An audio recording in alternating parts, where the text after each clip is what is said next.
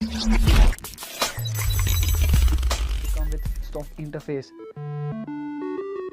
So this means the hardware is from Xiaomi and the software comes from Google, which could be a deadly combination in the budget segment when it comes to competing with other phones. So here's the Mi A1 guys. Notice the curves at the corners, and this should make the phone very friendly to hold in the hands. We have the gold color here that has a white front. Phone really looks like the Apple iPhone 7 Plus.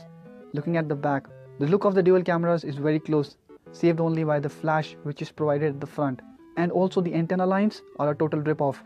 There's a 2.5D curved glass at the top, which is a Corning Gorilla Glass 3. Let's power up the phone and check other box contents. All the accessories are put in the box.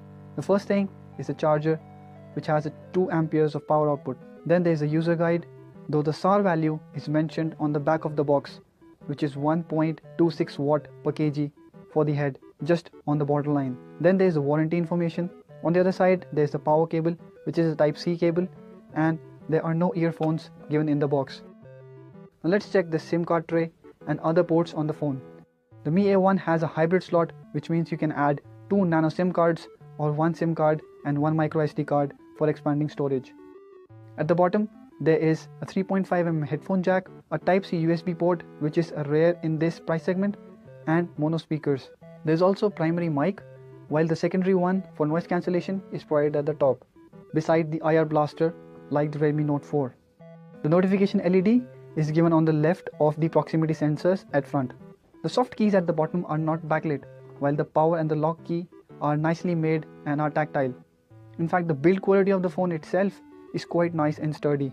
It is made out of metal, though it isn't as solid as what we have seen on the Nokia or Motorola phones. But the Mi A1 is well built and well designed phone for its price that doesn't feel cheap or feel as if corners are cut. The phone is also quite easy to use with one hand, though the bezels aren't small like the LG Q6 that you get in a similar price, but it is also quite slim and lightweight for the size. Okay, so the phone has been set up and this is what the interface looks like. The pure stock interface, which is quite nice feeling to see on the phone, is paired with a decent chipset at this price. As you can see, there are no third-party apps, no extra software, except that there is the feedback app from Xiaomi, and the camera app is also from Xiaomi, which is there because the company says the Google camera app has no provision to handle dual cameras. So, like the iPhone, there is a portrait mode as well on the camera to blur backgrounds, and we'll soon take a look at it. For now, let's check more about the software on the phone, which really seems to be fluid and flying on the Snapdragon 625 with 4GB RAM. The phone has 64GB storage, out of which around 50GB is available for use. Also, only 1.2GB of RAM is being used right now, and 2.3GB is still available. Coming to the extra features, you can set the fingerprint scanner to bring down the notification menu and double click the power button to turn on the camera. There are also preloaded wallpapers from Xiaomi that you can switch to or download more from the internet. There's also a scheduled power on off system wherein you can set time at which the phone will automatically switch on and off. The phone also comes with Google Assistant preloaded. The fact that it is an Android 1 phone means it will be getting software updates for at least 1 year, which includes security patches and upgrade to the Android O. Most of the Redmi phones haven't even been upgraded to the Android N or the Android 7.0. Another important thing to note is that you will not be required to sign into the Mi account. You do need Google account of course, like any other Android phone, but no Xiaomi account is needed. The phone is fairly fast and fluid. The apps are opening without any animations or lags, and thanks to the Snapdragon 625 chip, there is a good amount of power under the hood. The interface also feels fluid. We did a little gaming on the phone just to see if it heats up or not. We have tested the chipset before and know it handles games well.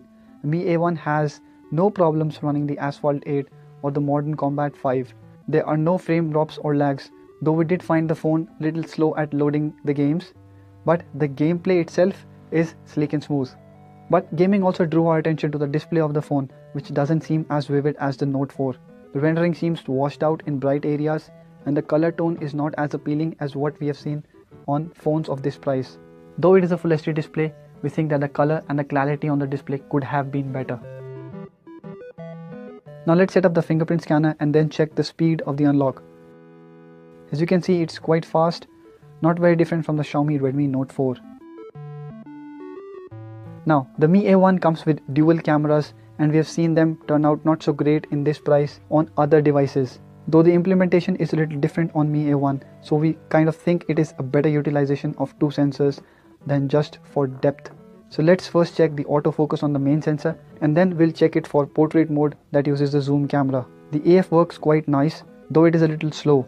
It is accurate and works well for corners as well.